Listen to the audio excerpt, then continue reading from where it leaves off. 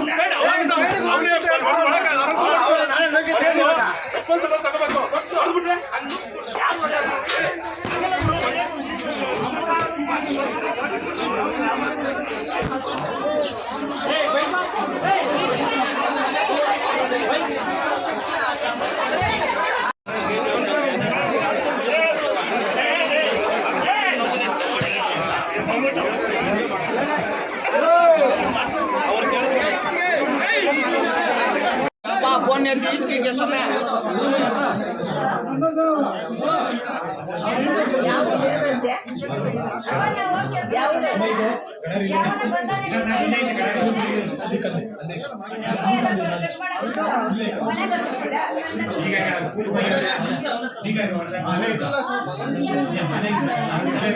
ಈಗ